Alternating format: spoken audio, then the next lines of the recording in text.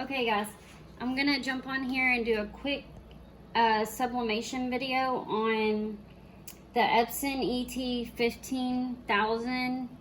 It's an eco tank printer that we purchased from Staples for $4.99 on sale for our sublimation t-shirt business.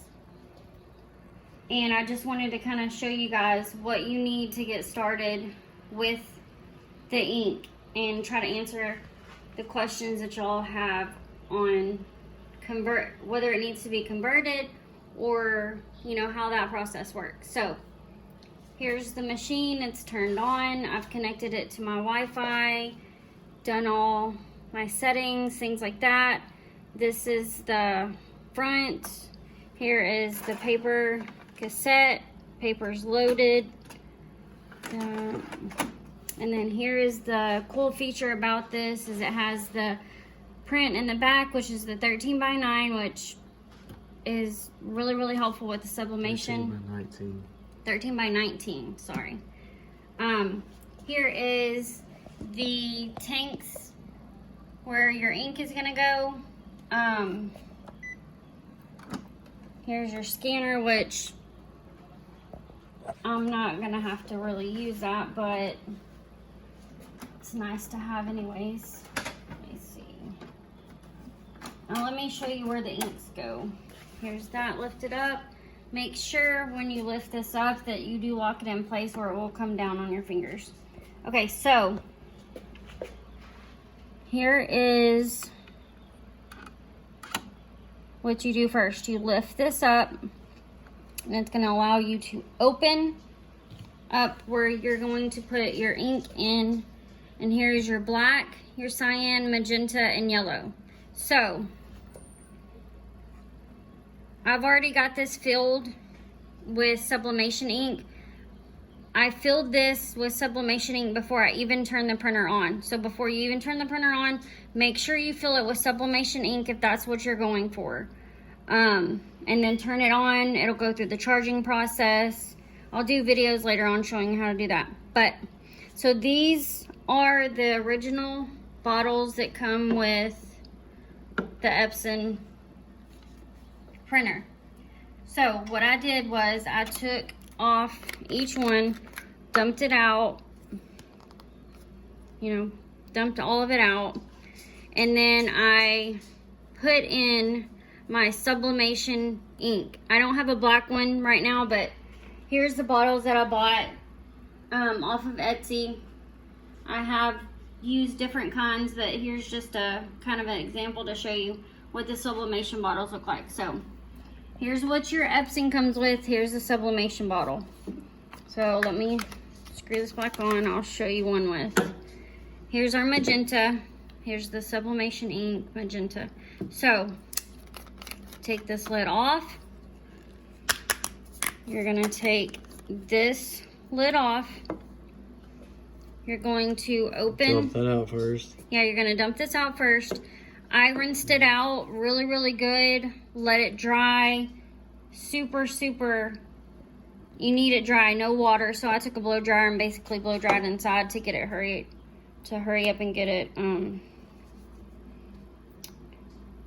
So then you're gonna take and you're going to take your lid off.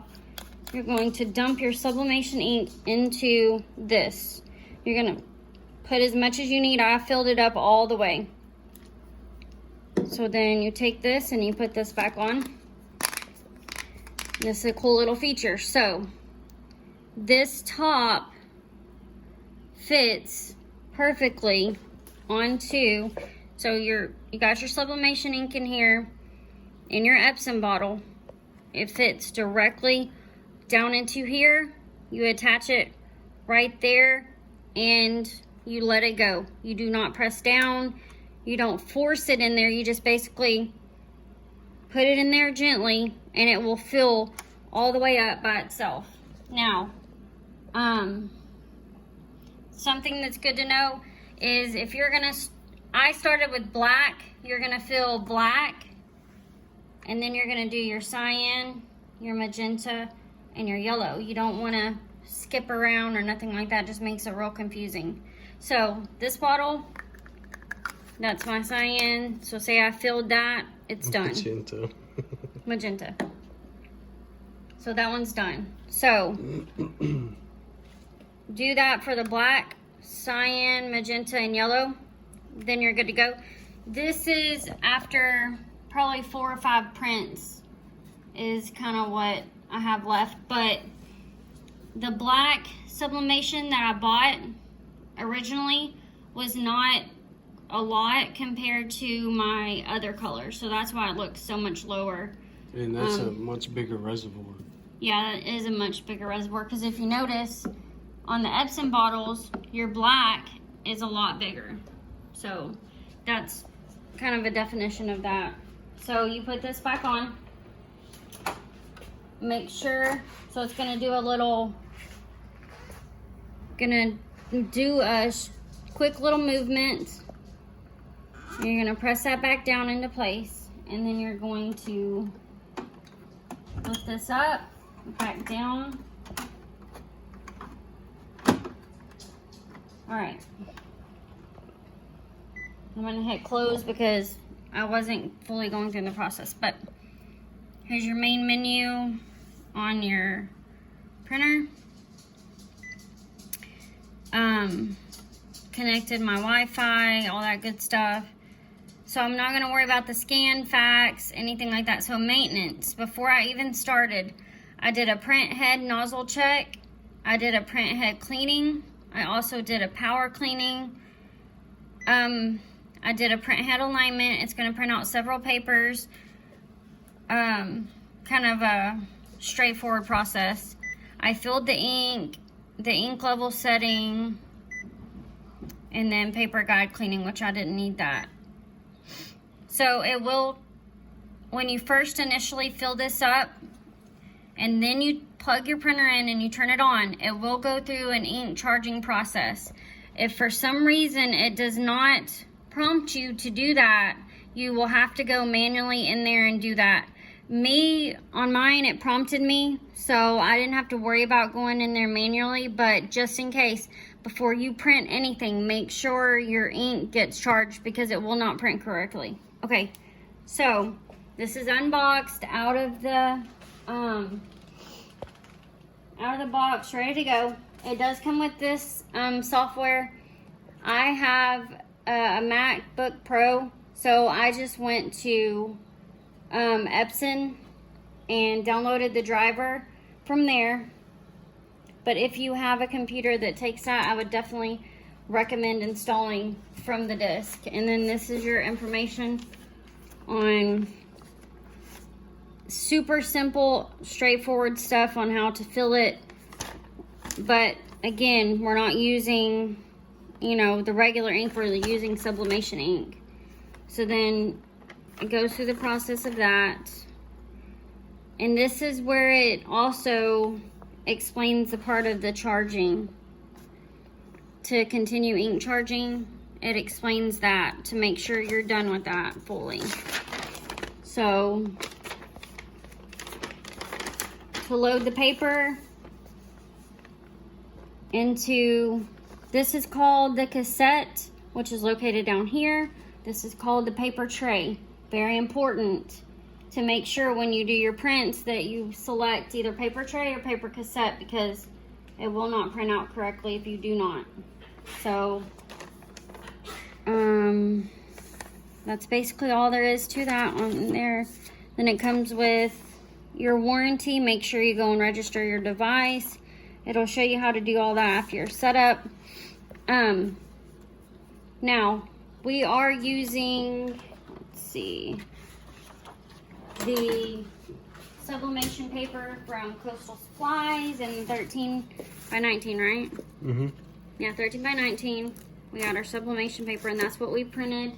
Here's one of our very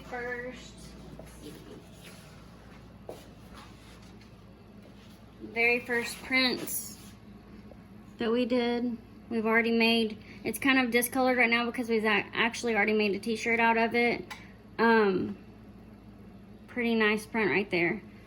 And then this was one that that we just did of our daughter's dog that she loves so dearly. Kind of like just a little fun deal, but that was our second one. So here is my tutorial on how to install. You want to show them the paper settings for the Super B? They need to make sure they just put it on Super B. Yeah. For the 13 by 19 in the paper tray. So on settings, you go to general settings, printer settings, paper source settings. So paper setting, so there's your paper cassette, there's your paper tray. So paper tray is going to be the A3 is the 13 by 19. It's the biggest print that this computer will do. And then from what I've learned, premium matte is the paper type that you want to use. And you can set this in your favorite paper setting so it always stays this way. And then there's one just plain paper letter for the paper cassette.